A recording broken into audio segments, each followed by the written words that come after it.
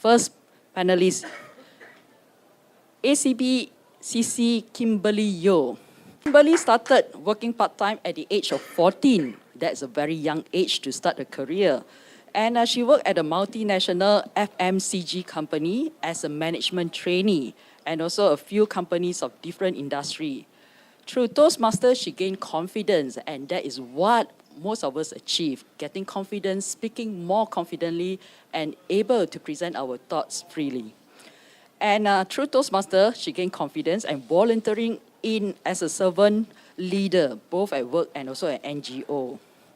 Now a PhD candidate, she is also a music teacher and a university lecturer by profession. She has been involved in speechcraft and youth leadership program. She's currently a mentor for a few clubs and also the president of Taman Indrahana Toastmaster Club, one of the oldest club in the Klang Valley. So the title that she will going to present and share with us today is about Lead and Be Lead. As a young leader, Kimberley touches many hearts in her experience, and she will be sharing with us about bridging the communication. So Kimberley, the floor is over to you.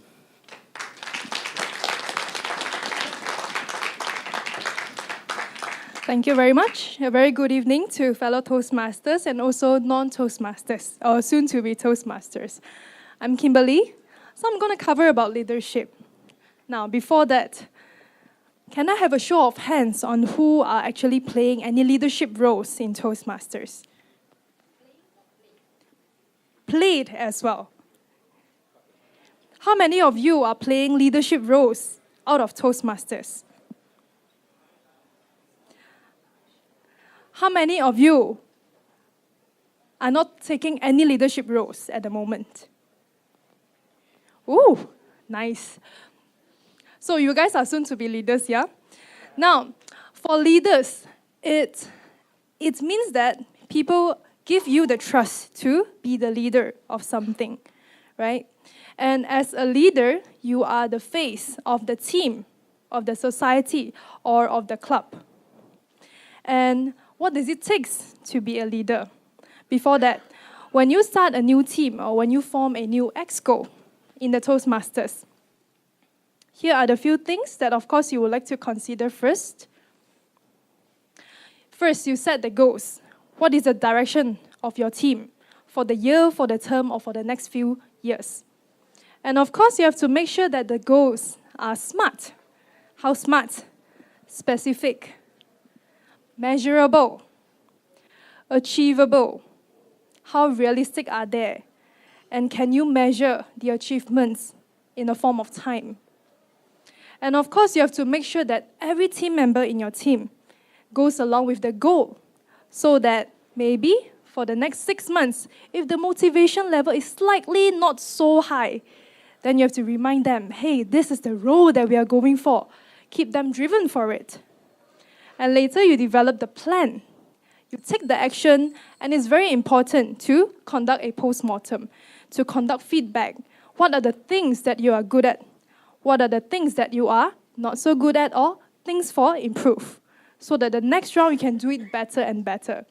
It's very important, not only for you, but for the team to do things and be better than good. Now, as a team, it's very important that teamwork actually makes the dream work. Why? Because for everyone in the team, everyone has their own roles to play, and they have to support each other as well. And this saying, I find it very important. No matter how strong you are as an individual, your team's capability is measured by how strong the weakest the weakest link in your group is. So how do you strengthen the weakest link? I've come up with an acronym of the LEAD, L-E-A-D. The first one is based on, as a leader, you have to leverage and also learn from each other. Leverage, obviously, it means that you have to increase or you have to work on the capabilities of someone else's expertise. So for example, for my club, currently I'm the president. My club has been chartered in 1985. And I'm one of the Gen Y president for the term, and all of the exco in my group are actually younger than me in terms of Toastmasters. I'm in Toastmasters for the past 7 years. So how should I lead? How do I motivate them to lead? First of all, I give them the roles, the exco roles that they are quite comfortable. For example, if I have someone who is good at admin work, I will assign the secretary role. He or she, of course, volunteer for the role first. And I have a member who is really good in PR. So we assign him the role as the VP PR. And his writing skills is definitely up to par. Besides leveraging, it is not sufficient if you just leverage on each other's expertise and you be the coordinator for the rest of your life, right?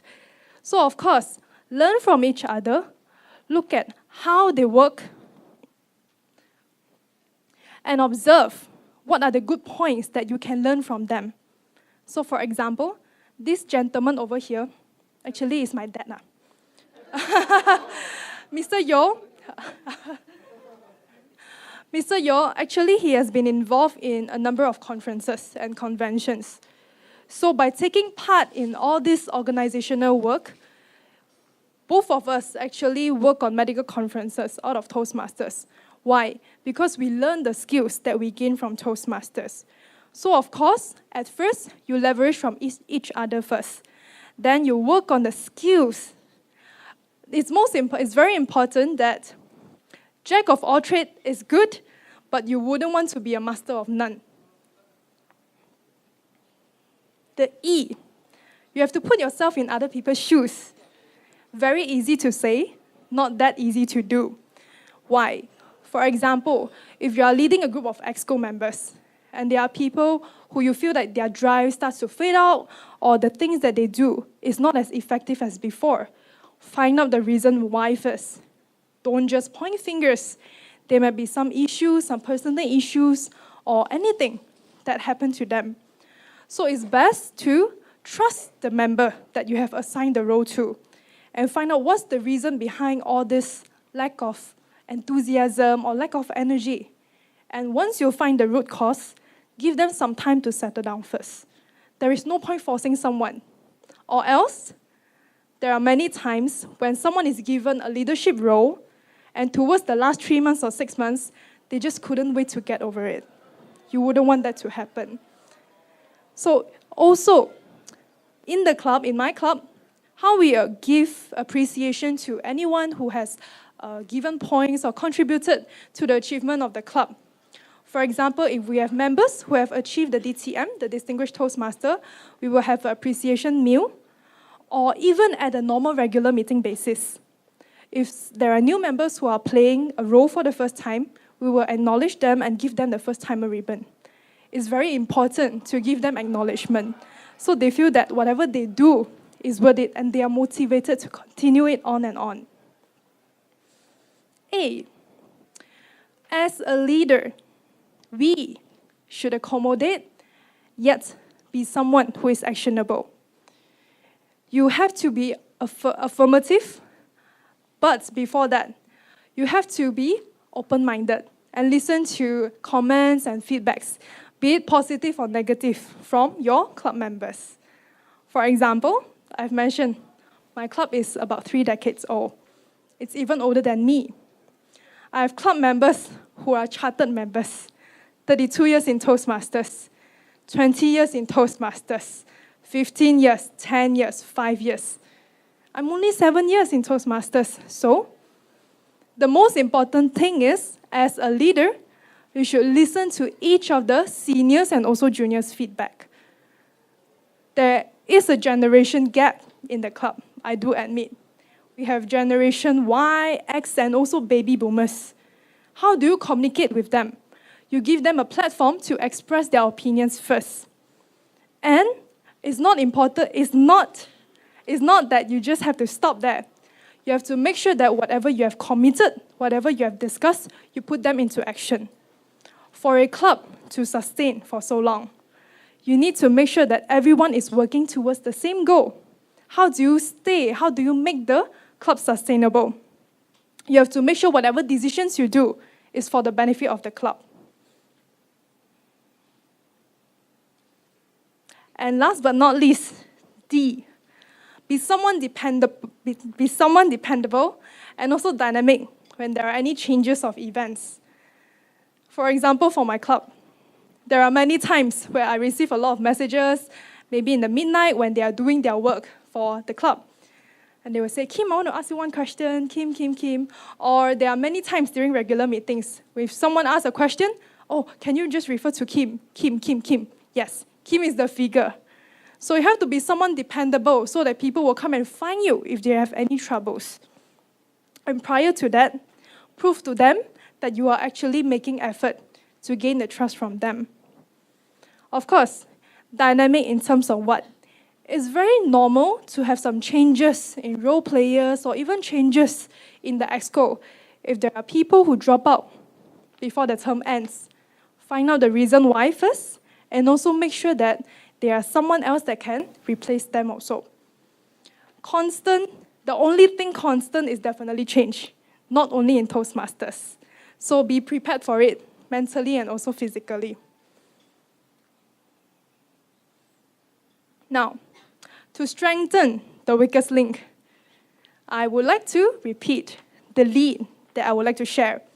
First one, you have to leverage on each other and learn from each other. Empathize to empower. Of course, all these are from the heart.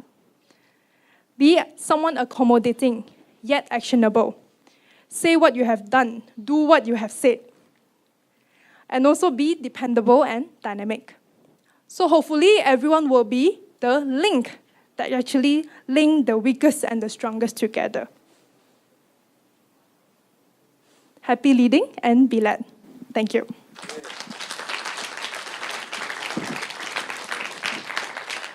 Thank you, Kimberley, for sharing her thoughts on the leaderships.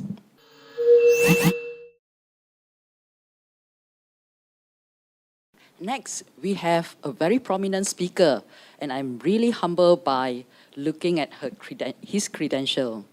A Toastmaster of 34 years, Ernest Chen is a member of 2 Toastmaster Club, Toastmaster Club of Singapore and YMCA Toastmaster Club.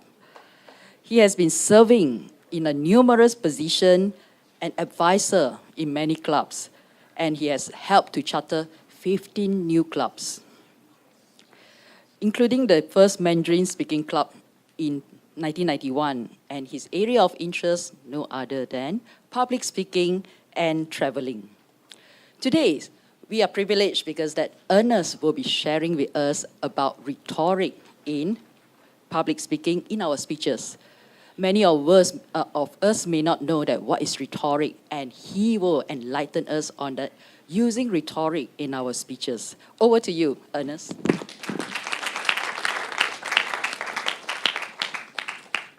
Thank you, Toastmaster of the Day, fellow Toastmasters, ladies and gentlemen.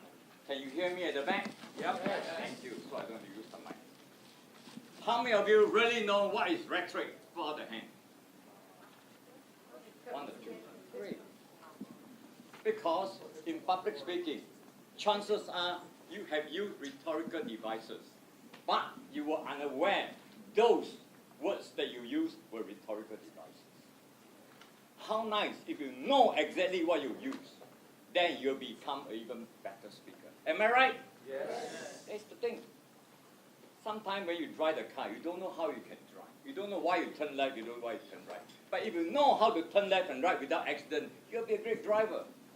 Am I right? Yes. While watching the previous speaker, Kimberley Yeoh, I noticed some of the slides she used. She's applying some of the rhetorical devices. Can somebody share with me what sort of rhetorical devices that she used? Acronyms. Alliteration. Empathizing and empower. E and E. Am I right? Yes. Then dependence and dynamic. Right? D and D. Another one? Accommodating and actionable. Right? Not only she used it correctly, but she also used it, we call it right syntax. That means adjective and adjective, noun and noun, verb and verb. Those are called refined rhetorical devices. So if you know how to use it, you will not only influence the audience, you will also empower yourself. Like today, when I walked in, I saw a few of the old-timers, which I met 30 years ago, Yeoh, KKG. Say, Ernest, wow, you look different. I say, when you're old, you like to look young. When you're young, you like to look old. Am I right? So what does that mean? Cannot hear me, is it? Can you hear now? So, all right, I try not to hold to the mic, unless you will have green mic. Can you hear me? You see, the difficult part is that you hold this thing, how to gesture.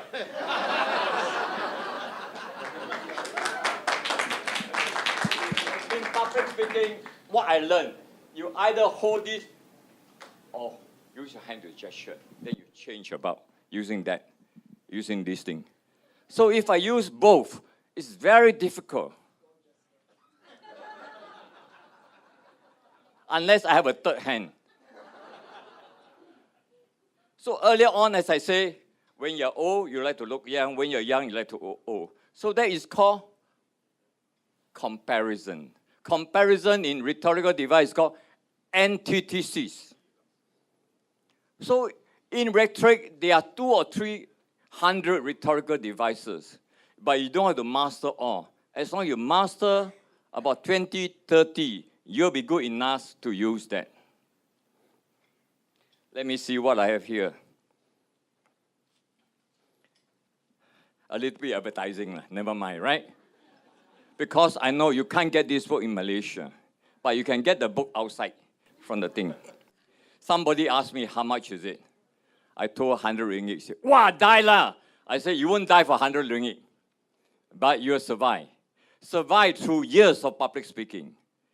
What is 100 ringgit when you can use 30 years, 40 years, 50 years to enhance your knowledge?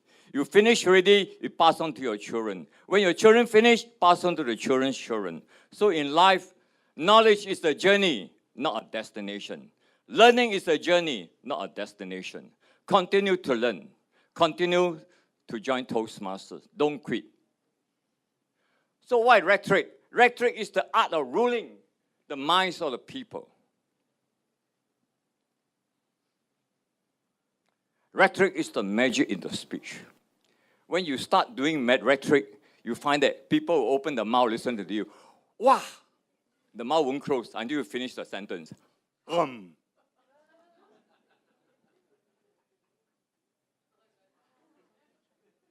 So, what is Donald Trump doing there?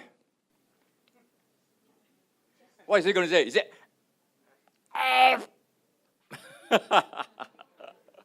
that is Donald Trump. In fact, Donald Trump used a lot of rhetorical devices. In fact, every sentences that he say, there is a rhetorical devices inside. There is. So what is politics? To me, rhetoric is the politics of speech. Many politicians want to play politics, but when they speak, they do not know how to use rhetoric. So rhetoric is politics. Politics is rhetoric. You know what's politician? They promise a lot, but they cannot. You're right. That is rhetoric. They promise a lot, but they cannot deliver. Isn't it? Or they promise more, deliver less. Contrast. Always use contrast. Always use contradiction. Always use comparison. That is called rhetoric. So when audience hear about the contrast, the mind start thinking the figure of speech. Then you can influence the thing. You think that I cannot deliver a lot? I'm not like so-and-so. So-and-so promise a lot, deliver so little. I promise little, I deliver a lot. So definitely you vote for that person, am I right? Because promise less, deliver a lot. In salesmanship, the trainer will say, never promise a lot, but you deliver a lot. So when suddenly the customer get more, the customer also got a feeling, the company is making wrong, man. Supposed to give me $1, now the company give me $10. So, of course, customer quality pocket $10, but say maybe it's a short change or whatever it is. That influence the audience. They influence the customer. So that is called rhetoric. Rhetoric is something that changes the mindset of the people. In order to influence the people, you have to change the mindset. When you change the mindset, the people accept what you say. Do you remember John F. Kennedy? The most famous quote is what?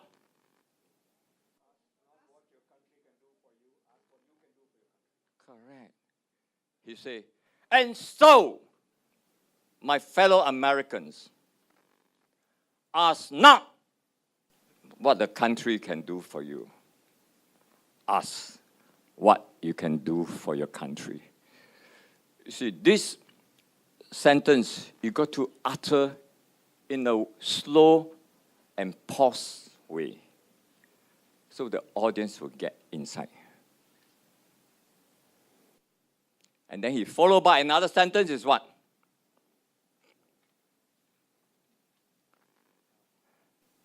And so, my fellow citizens of the world, ask not what Americans can do for you, ask what together we can do for the benefit of mankind. So what does that rhetorical device signify? What is the name of that rhetorical device? Anti-metaboly. That means it's a parallelism of both ways, but contrast. Isn't it? So both parts are parallel, but they contrast. So anti-metaboly. So when you come for the convention, District 50, you say, wow, 400 ringgit, 500 ringgit, so much. So Victor on the chairman will say, ask not what District 51 can do for you. Ask what you can do for District 51. Isn't it? So you say, wow, fantastic, I will pay, I will join. So by applying rhetorical device, you change the mindset of the listeners and influence them. Many of us use it, I know, but sometimes you're not aware. So by reading and understanding the rhetorical devices that you use, you enhance your speech. This is one of the few things which I believe that you use it: contrast, contradiction, and comparison. Can read those things? I come to bury Caesar, not to praise him. Live as if you were to die tomorrow. Learn as if you were to live forever. That is contrast. Contrast is not this, but that. Contradiction. The ultimate measure of a man is not where he stands in moments of comfort, but where he stands at times of challenge and controversy. Martin Luther King. The house you hope to build is not for my generation, but for yours. That is called contradiction. Now, comparison, more this than that. Better to remain silent and be thought a fool than to speak out and remove all doubt. That is my favorite quote, Abraham Lincoln. I have taken more out of alcohol than alcohol has taken out of me. Winston Churchill. Isn't that beautiful, right? So you can also craft the rhetorical devices by changing some of the words down there.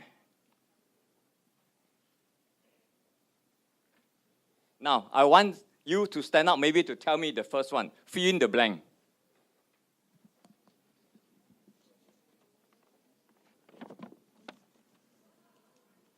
Success makes them proud.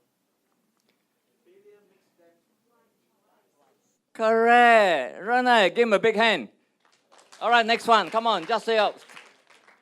I've already given you the tips. Just sing out the thing. A war based not on.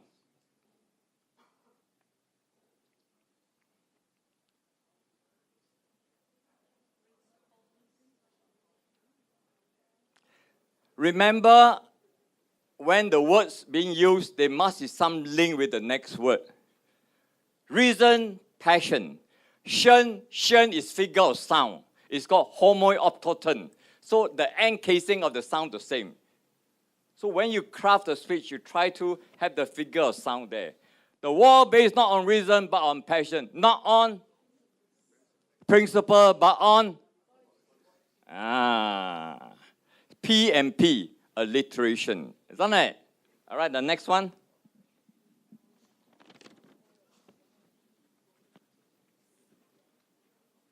What is that? Yeah, we are caught in war, wanting peace. We are torn by division, wanting unity. Peace, unity, right? Now, fill in the blank, come on. This one you can use your creativity. Never mind, doesn't matter, use your creativity. There's no right or wrong. But when you insert the solution there, make sure that there is a figure of sound or figure of words. There's some comparison. All right? The next one. John F. Kennedy inaugural address, 20 January 1961. He said this. We observe today not a victory of party, but a celebration of freedom, symbolizing always compare, contrast, and end as well as, always contrast. Remember that. The next one. We are Shakespeare's, you know what?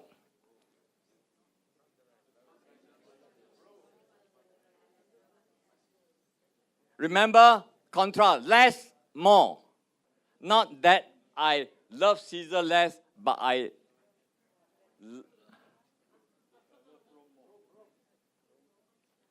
it can be contrast. It can be I love him more, or I loathe him more, or I hate him more. Understand? It can be done in a contrast way. Remember, this is rhetoric. This is rhetoric. Because it's only 15 minutes, I don't have much time just to show you some of the lively examples of rhetoric. You can understand that. This is from somebody sent me a message, so I thought it's fantastic. This is called parallelism. Parallelism means that every phrase has the same syntax. Before you write, think. Before you speak, earn. Before you pray, whatever, doesn't matter, there's no right or wrong. Before you hurt, feel. Before you quit. All right? Before you die? Yeah. Before you think of something, creativity. Can you read it for us, please? I can't see it. Before you pause.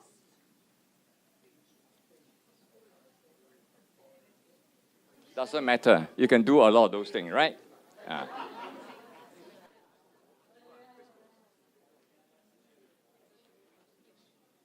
Now, the final part is that 1, 2, 3, 4, 5, 6, 1, 2, 3. There are 6 types of figures, all right? Every figure has about 5 to 10 rhetorical devices, like metaphor, simile, we all learn in school. Isn't it called figure of language? Balance, kismus, and antithesis. Emphasis, irony, hyperphora. Hyperphora simply means that you ask a question, you deliver the answer. In many of the speech making, you can start with hyperphora, very, very, very simple. Ladies and gentlemen, why Ernest Chen is standing here? Ernest Chen is standing here to share with you the power of rhetoric. So I ask a question, I give the answer. So very powerful when you start the beginning introduction using hyperphora. Then if I give the question, there's no answer, it's called rhetorical question. Ladies and gentlemen, when we are invaded, we have to fight like Malaysian, don't we? See, no need answer, understood, right? That is called rhetorical question. Repetition, anaphora episode. That means you repeat the word again and again and again. Very common, you repeat the same word in the beginning. I come here to share with you. I come here to teach you rhetoric. I come here to make friends. I come here, most important of all, is to see all of you. I come here, I come here, I come here. It's called anaphora. Epistrophe is at the end. All right, figure of sound, alliteration, homooptoton, wordplay, oxymoron, pun paradox. Ladies and gentlemen, my timer tells me I'm done with. So ladies and gentlemen, if you want to buy the book, go out and buy it. If you want to come and talk to me, come and talk to me later on. We can chat, we can discuss, we can talk about speech making. Thank you so much.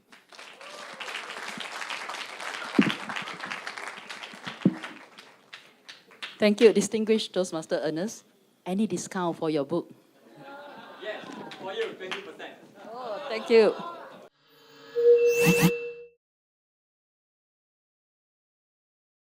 The next speaker is someone that I would like to learn from. It's talking about impromptu speaking to infinite and beyond.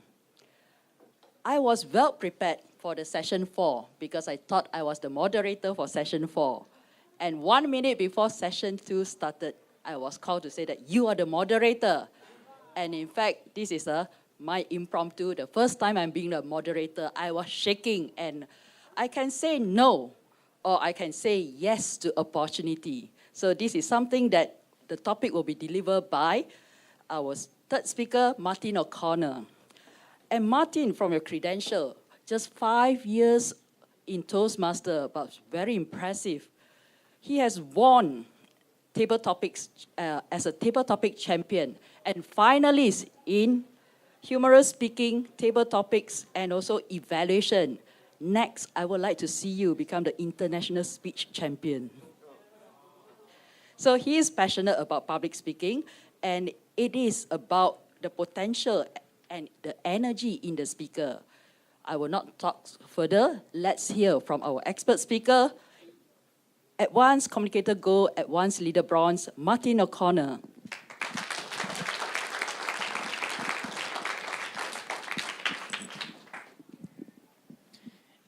In November 2014, the Radio Times, this is a publication in the UK, they did a reader survey to find out what their favorite movie quote was of all time. And do you know what they came up with as the top answer? You are good. Buzz Lightyear, the character from Toy Story, and his cry, "To infinity and beyond," was the very quote that they loved the best. But why? I have a theory that I would like to share with you. What do you think of when you see this picture? Now, some of you might well be looking at this thinking, oh my goodness, who on earth is putting their legs over the edge of the cliff like that? That's a long way down. I want nothing to do with that. Just get away from there. However, on the flip side, some of you might be thinking, that looks like fun. I want some of that. I want to dangle my feet over the edge. I want to experience that river below. How amazing would that feel?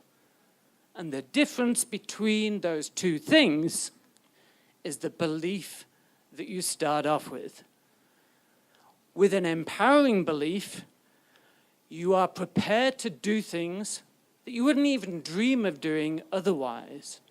And that is my belief on why To Infinity and Beyond is so popular.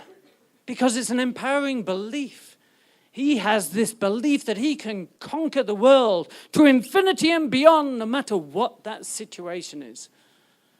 And that is something that I believe each and every one of you here today can incorporate in their own public speaking.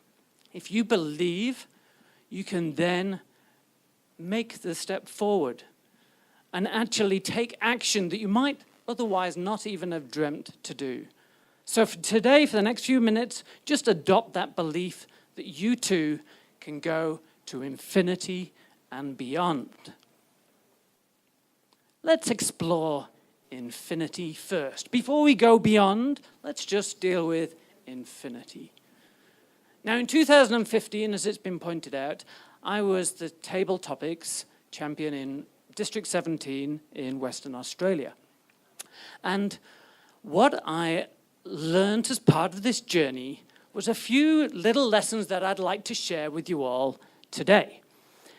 And the key thing, first of all, is that you need to believe that you are going to be able to deliver a reasonable speech. Otherwise, there's no point even bothering. You just know that you're going to quake at the side. You have to believe in yourself. But the question is, how do we do that? So lesson number 1 that I learned along my journey to become the Table Topics champion was we need to overcome our fears. Now, 3 months into my Toastmasters journey, I was pretty much like everybody else. You walk through the door and you're going, this is horrendous. I want nothing to do with Toastmasters. But then eventually you start to get a little bit more confidence. And the president of our club, she asked me up to the front of the room to do a table topics question, and it was improv. So there's one speaker over here. They were just speaking without acting. I then came to the side, and it was the best speech I have ever delivered because I didn't need to say a word. I was just doing the acting. And in that moment, I suddenly realized that Toastmasters could be fun. And as soon as I adopted that belief that Toastmasters was fun, I was prepared to seek out opportunities. And that is the next key point. We need to say yes to opportunities. If you're never looking for those opportunities because we're scared, how on earth are you going to be prepared to improve? Toastmasters is a brilliant organization that gives us plenty of opportunities, but we still need to adopt the right mindset first of all and seek those out. Sometimes opportunities just appear to be a doorway. And we need to be prepared to actually push down that handle, walk through the door, and find out what's on the other side. We've no idea what is going to be on the other side sometimes, but it doesn't matter, because if we don't like it, we can come out of that door and try another opportunity. But be prepared to say yes to opportunities, and then we can move forward. Lesson number 2. Do you know why you're giving this speech? What's your purpose? If you don't have a purpose, nobody can relate to you, and people aren't going to buy your message. That is key. Please just focus on your purpose, and everybody will be able to connect so much more. They need to know what your message is, and you can only deliver a message if you're very clear on why you're giving that speech. I want to know why there's a big sign in the background in this field that says why, but that's beside the point. The main point here is find out why for yourself you are giving this speech. Lesson number 3. 10 years ago, I walked into my boss's office. And he came to me, and I knew I was in trouble because he looked at me very seriously. And I thought, oh, okay. Sit down, Martin. Yeah. What have I done? It's fine. Your emails that you're sending out, you're finishing them with a colon and an open bracket. Yes, that's a smiley face. That's inappropriate and childish. We don't do that at this organization. I'm going, the world has changed in the last 10 years. Emojis and emoticons are the world over. But why are they so prominent? Because words without emotion don't have the same meaning. A word alone could mean so many different things. Is it said in a positive tone of voice? Is it said sarcastically? How many times have you received one of those emails, but you're not sure whether the person sending it was saying it as a joke or being serious? The emotion is key. And it's the same thing with your speeches. You need to be able to deliver that emotion because that is the key to the meaning of your speech. So please smile and be happy or sad, because it's important to make sure that the emotion is aligned with your message. So really work on that.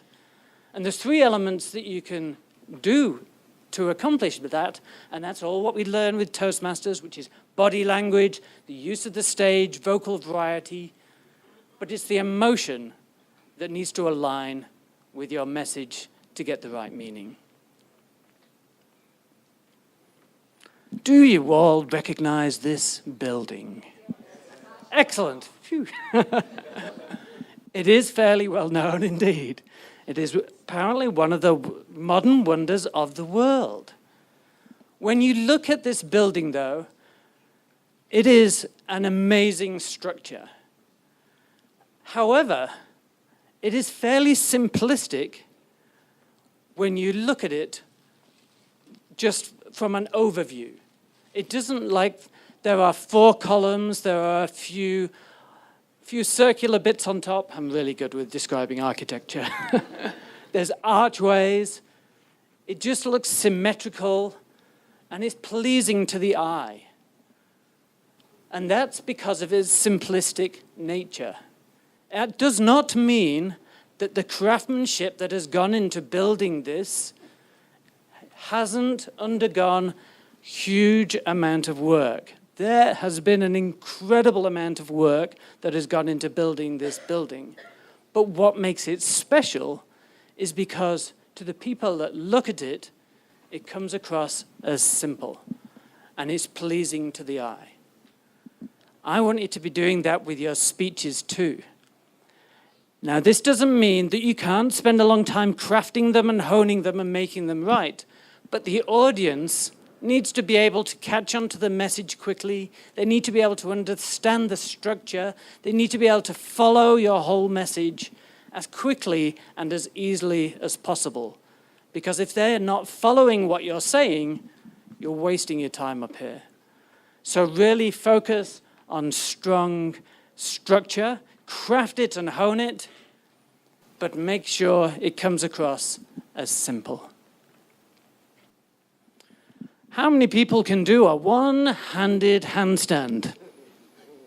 Yes, I can't do it either. The key here, though, is that there is confusion around the phrase that most of us know, and that is practice makes perfect. I learned as a very young boy this is not true. It is perfect practice that makes perfect. You need to be practicing the right things. How many golfers are there out there that have practiced for thousands and thousands of hours and every week they do not improve? Because they haven't been prepared to go to the right people for their coaching, they haven't had the right mentors, and they haven't joined an organization such as Toastmasters. Find yourself a coach, find yourself a mentor, and make sure you're practicing the right things if you want to take your speaking to a whole different level. Visualization. Most of us will have heard of visualization from all kinds of top sports athletes. Even actors are now claiming that visualization has been a major part of their success. Jim Carrey and Will Smith, they claim that they visualize the whole process, the audition process, getting the result before they actually put any action into place. Now, I want you to try the same things with your speeches. Visualize yourself giving the speech. How does that feel? Visualize the audience and how they're reacting to your speech. And then thirdly, visualize yourself giving the speech from the audience's perspective. And when you see it from all those different perspectives and you can see yourself responding well to the audience and delivering the speech of your life, if you can think it, feel it, you can do it. Visualize it and then put it into practice. The final learning point from my impromptu table topics journey. Who are you being when you're on stage? Now, I first thought about this and I thought, am I faking it till I make it? Is that the process that I've been through? And I realized, no, it's not. What I'm actually doing when I get onto the stage, is I work out who is the best version of myself that I need to be when I'm here. And how do I step into that best version of myself? Because the audience really need to see you as the best person that you can possibly be. If we're having an off day, a bad day at work, and we come on stage and let the audience know, oh my goodness, I've felt so dreadful, this is an awful day, the audience are going to switch off. You need to be able to switch on when you're up here and be your best self so that each and every person in the audience can connect with you as powerfully as possible. The final point, and this is to take it beyond infinity, which, after all, is what Buzz Lightyear wanted to achieve. Was that lightning? Sounds like people are wanting to go beyond infinity. Buzz Lightyear wanted to go beyond, and how can you personally take these messages beyond for yourself? And what I'd like to say is that while I have learned each and every one of these points from an impromptu speaking and table topics perspective, but with most things I've come across in Toastmasters, if you learn something, you can take that and adapt exactly the same principles in so many other areas of your life. Each of these techniques that I've talked about today, you can apply them in exactly the same way to what you're going through in all kinds of different areas. So go through your own process, see what has worked for you, learn those lessons and apply them, and maybe one day you too can go to infinity and beyond.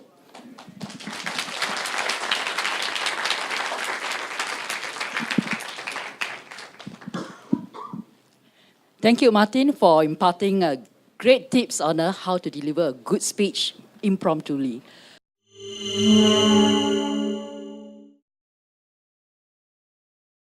Ladies and gentlemen, we are going to have these open sessions. I'm going to open to the floor to ask questions. We only have about 10 minutes for this Q&A. So I would like the audience to state your name, the Toastmaster Club, the question. You may have to raise your voice because the mic wouldn't be passed to you due to locations-wise and constraint in terms of giving the mics to you.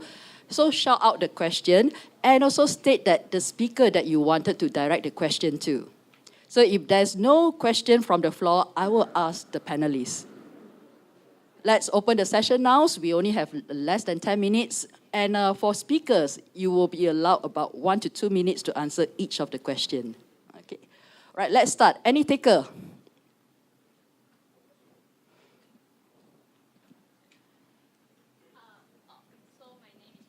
Can you, please state your name, Toastmaster Club, and the question, and which speaker that you would like to direct the question to. My name is Jerry. I'm from Sandakan Toastmaster Club. So I would like to direct this question to Kimberley, lad or be lad. So I'm gonna be a president soon. So I had like a few senior people, like they are like 5 to 7 years older than me or 10 years older than me, and so I was like, how you say? No. Like when we are doing the meetings and everything, the funny thing when I kind of pull out an idea, they were like, no, it doesn't work. And I was like, what the heck? And I'm the leader, but because they are like 6 or 7 years older than me. So the thing is, right, he's like, the character of this person is like a big brother. So everyone listens to him because one, he's masculine. Second, alpha man. So like for me, like I'm a little girl in the midst of like the wolves. Okay, thank you for the question. Trust me, been there, done that as well. As you see, just now, Mr. Yeoh, I have many members who are at the age of Mr. Yeoh. So before I reached the age of 18, I know some of the Toastmasters members. I used to call them, hi uncle, hi auntie. Now I call them by their name. I address them by their name. And they do respect me as the president. Why? If you know that you have senior members, even though they are less than a decade difference, if you know that you have some seniors who are a little dominant, do more work on the why part to convince the whole team. Because you have to show them who is the leader now and show them that you are there to help them. You are there, yes, to listen to their advices, but take it with a pinch of salt. because whatever you do is definitely for the club. And if they are alpha, worst come to worst, be more alpha than them. Show them the reasoning. Show them the reasoning with reasons. It cannot be for no reason. Okay? So tell them that what's the benefit of all this? What are the things? Who, what, when, where, how? Why do you want to do this? How does it benefit the members? How should the members contribute? How can the members who are against your opinions, how can they contribute? Make them feel like they actually contribute. Make them feel empowered by what you have suggested, and there will be less conflict in the future. Yeah. Thank you. Next question. Hello, everyone. I have a question to Martin about impromptu speaking to infinity and beyond. Hello. Hi.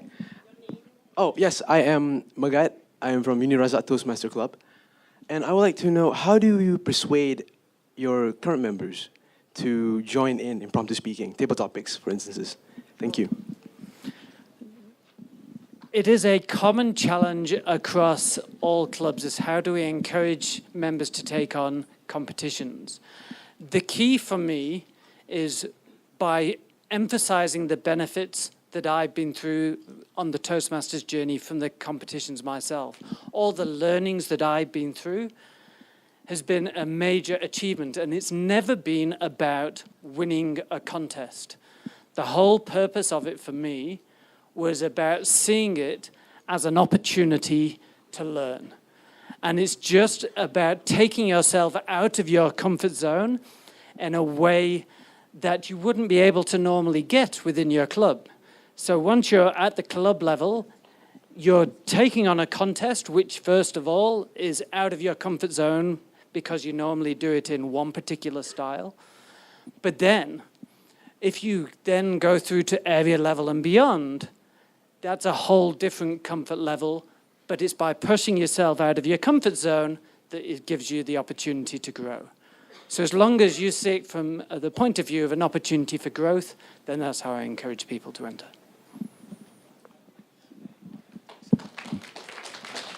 Thank you. Yeah, I saw another gentleman over there. Yes?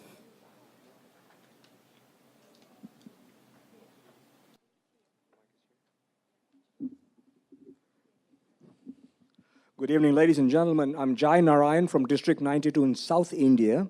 In fact, I've just flown all the way from India only for this conference. Thank you. Thank you. It's an absolute delight to be here. My question is to Martin O'Connor. And last year, sometime in October, I think it was, my wife and I were in Singapore. And as we always do when we travel to different cities around the world, we looked up some Toastmasters Club and went to a meeting. And at that meeting, I was called up to speak at a table topic. And the topic given was, the ocean is like a woman. It's beautiful when it's angry. And now, my question to you, Martin, specifically is, visualization, brilliant. The first thing that came to mind was an angry ocean. I'm not sure I visualized a woman at that time.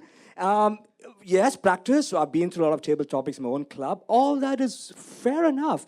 But with a topic like this, when your mind goes blank in the first 15 to 20 seconds, how do you cope with that? What would you do?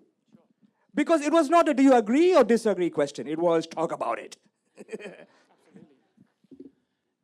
There's 2 or 3 techniques that I highly recommend. The first is to adopt the kind of belief that something amazing is going to come to you. It sounds totally strange, I know, but if you believe there is something good within inside of you, then as soon as you start to open your mouth, it's amazing how you can turn what seems like nothing to begin with, and how you can turn that into good stuff. And it's really strange. But I assure you, if you just try it, opening your mouth and just letting stuff come out works wonders. You do need to believe in yourself and believe that good stuff is going to come out, because that can easily go wrong as well. The second tip, though, is to use pictures. And especially with this kind of topic, there could be all kinds of pictures that come to you. But how you use that is up to you. In other words, what I mean is a picture will come to you, and that picture can then sprout off a whole series of other pictures.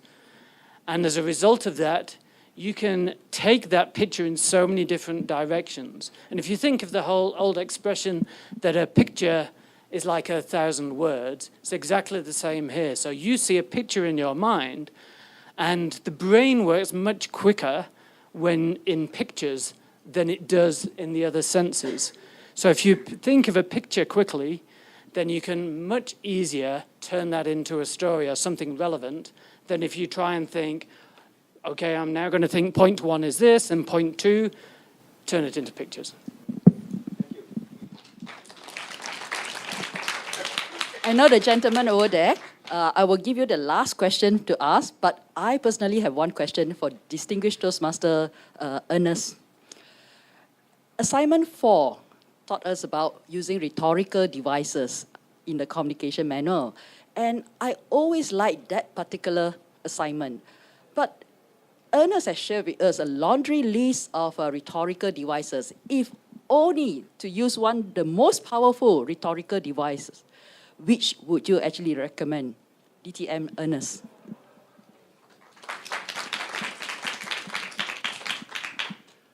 There is no one most powerful.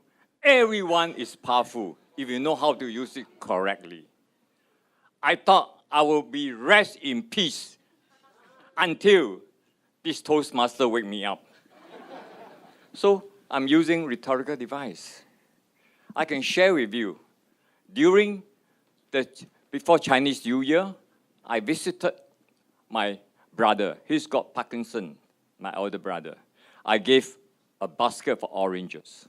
2 days later, my sister Sherry called me. She said, hey, our sister-in-law said that you want my brother to suffer. I said, what is that? Then straight away, I know she's using paronomasia. That means the word sounds similar to another word. My sister-in-law is a Cantonese. How many of you are Cantonese here? Not many, right? Oranges mean Chan. Chan means suffering. Oh gosh, during my younger days, my mother always brought me along to visit a friend and we always bring oranges. So she's using that paronomasia to say, I want my brother to suffer because I give them the basket of oranges. So this is part of it. It's called rhetorical device. You understand? Paronomasia is mean. That means a word sounds similar to another word. So in many ways that you can use rhetorical devices by applying this. Of course, metaphor, I would say, is one of the most powerful things. You can say that my boss, Mr. Tan, is the tiger in the office, but the mouse at home. What does that conjure, right? That means office act like a really big boss, like a tiger. But at home, it's like that by the wife. So this is metaphor.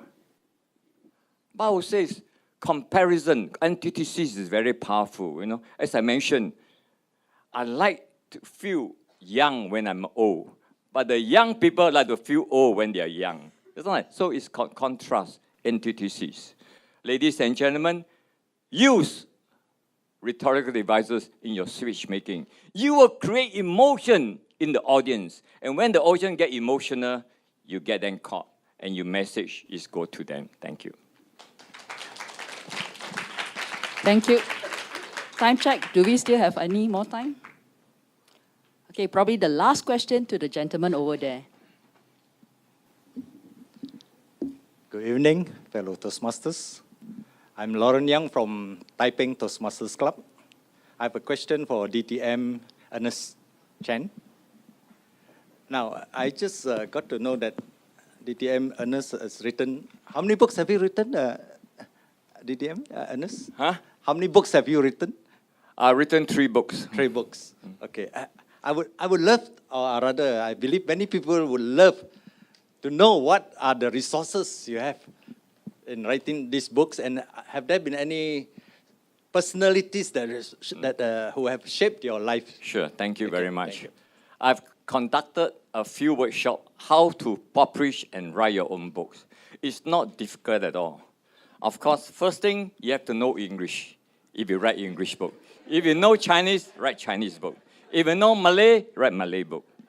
Secondly, you must have the knowledge of the content. Thirdly, you must have the passion. Without passion, you cannot do a lot of things. So when you come for Toastmasters, embrace the passion that you want to be a good speaker. That means that you must have intense interest. The moment you have intense interest, the passion will come to you. And then writing books is not difficult. Research will take a long time. The moment you have the research material, you compile them, and then perhaps when you finish, you get somebody who loves to read books, pass the note to somebody, and ask them to give your feedback. After that, you publish your own book. You think that a lot of publishers will publish your book. You are not Mahathir, you are not Najib. They will not publish the books for you because it costs a lot of money. So you publish your own book. You think selling books make money? No. It gives you credibility. It gives you integrity. And then you'll be asked to go and speak. And that's the time you try to market your books. That's why I'm marketing my books. That give you the answer? Thank you very much.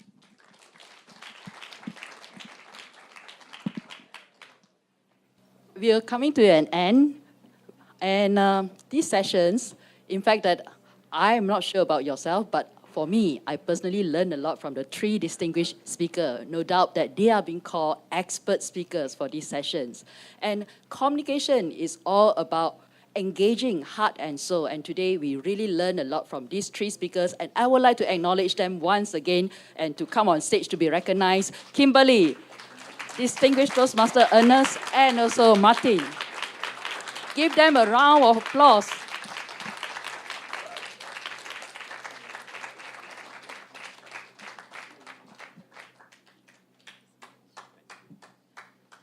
Should you have any further question after the sessions, probably that, you can have a private talk with the speakers. And also that we will continue on this convention for another 2 days. So take the opportunity to be engaged with the speaker, panelists, and also the fellow Toastmaster here. With that, I would like to end the sessions, and we'll see you in the next sessions. And thank you. And before the end, also, I would like to probably invite Milin. Yes, please be my distinguished person to actually give the token of appreciation to the speaker.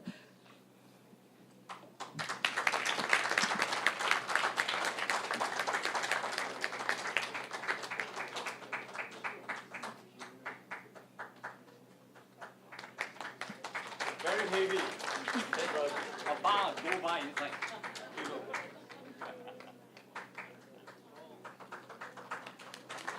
Last round of applause for them. Thank you.